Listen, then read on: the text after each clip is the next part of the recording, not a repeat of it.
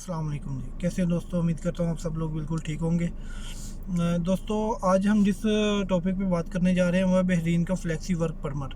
Flexi work permit क्या है, क्या इसकी प्राइस है, इसके क्या फ़ायदे हैं, क्या नुकसानात हैं, और इसमें हम कैसे एलिजिबल हो सकते हैं, कौन कौन सी चीज़ें चाहिए उसके लिए, इसका मुकम्मल क्राइटेरिया आज आपको मैं बताऊँगा। दोस्तों, सबसे पहले तो फ्लेक्सी वर्क परमिट चीज़ क्या है ये पता होना चाहिए। ये आज से 3 साल पहले या 3 साल 4-5 महीने पहले ना, जो बहरीन की गवर्नमेंट थी वहाँ पे जो भी इनलीगल आदमी थे ना, जो लीगलाइज नहीं थे, उनको लीगल करने के लिए उन्होंने ये एक परमिट निकाला था।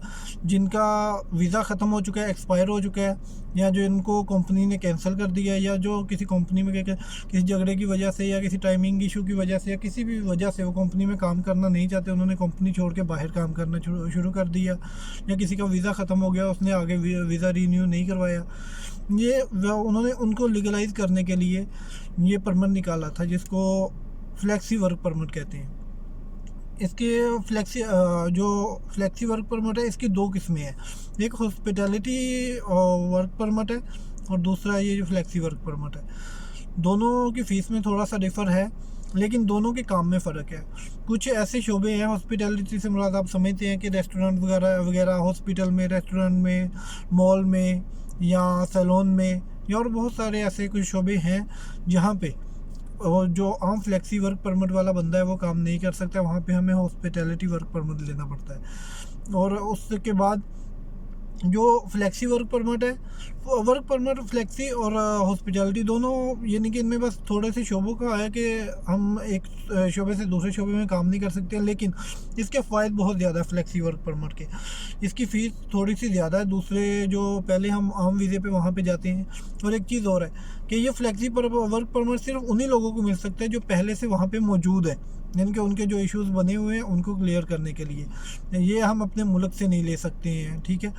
और इसमें हम वहाँ पे बिल्कुल आज़ाद अपने तौर पे जहाँ जहाँ जी चाहे काम कर सकते हैं, तो हमें किसी की रोक टोक नहीं होगी। जैसे दूसरे वीज़े में होता है, हम किसी कंपनी में स्पेसिफिक होते हैं, उस कंपनी से बाहर नहीं जा सकते हैं।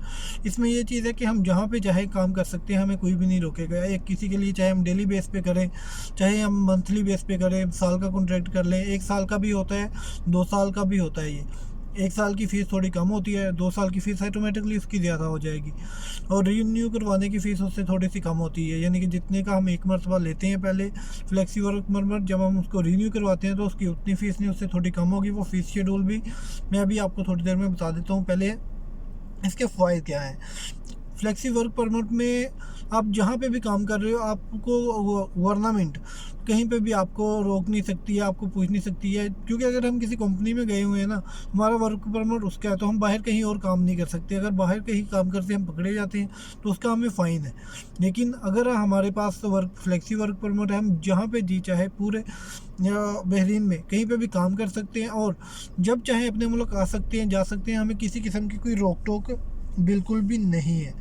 उसके बाद इसका जो प्रोसीजर होता है, जो 1 साल का है ना इसका वर्क परमिट, उसकी फ़ीस है 332 330 332 300 400 सॉरी 300 नहीं 432 427 से लेके 432 तक है, ठीक है।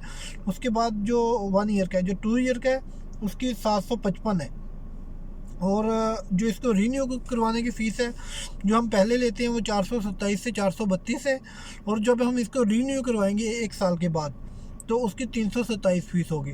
लेकिन अगर 2 ईयर का है, उसकी 1 साल की जो फ़ीस है वो 754 है, 55 है या 54 है। जब हम उसको 2 साल के बाद रीन्यू करवाएंगे तो उसकी 659 या 650 लगा लें, इतने BD फ़ीस होगी। उसके बाद इसका सबसे जो मेजर फ़ायदा है कि वैसे हमारी जो सैलरी होती है फ़िक्स होती है, हम किसी कंपनी में काम करते हैं। यहाँ पे हम अपनी जिस बंदे के पास एबिलिटी है, जो बंदा खुद से काम करने का शौकीन है या ज़्यादा टाइम काम को दे सकता है, पार्ट टाइम जॉब कर सकता है, एक दिन में 2-2 3-3 टाइम जॉब कर सकता है, उसके लिए वीज़ा बहुत फ़ायदेमंद है, क्योंकि इसमें आपको किसी किस्म की टेंशन नहीं होगी। आप किसी भी कंपनी से डायरेक्टली बात करके अपने तौर पे काम कर सकते हैं। और इसमें एक चीज़ और है, इस फीस के अलावा हर महीने आपको 30 BD उनके गवर्नमेंट को पे करना पड़ते हैं, जो थोड़ा ज़्यादा हैवी हो जाता है, लेकिन उसके हमें फ़ायदे भी। अगर हर महीने हमें 30 रियाल कंपनी को गवर्नमेंट को पे करना पड़ते हैं, तो हर साल के हमें उसमें बहुत सारे फ़ायदे मिल जाते हैं। तो ये है फ्लेक्सी वर्क परमिट। और दूसरा इसमें जो हॉस्पिटलिटी में अगर वो वर्क परमिट आप लेते हैं उसमें आप किसी भी जगह पे काम कर सकते हैं। किसी भी जगह से मुराद शॉपिंग मॉल में सिक्योरिटी गार्ड की जॉब आपको मिल सकती है। उसके बाद शॉपिंग मॉल में, इसमें सैलून में, और जो शोबे और भी 4-5 शोबे हॉस्पिटल्स में, इन शोबों में आप इजीली काम कर सकते हैं। आपको किसी की तरफ से कोई भी रोक टोक नहीं होगी।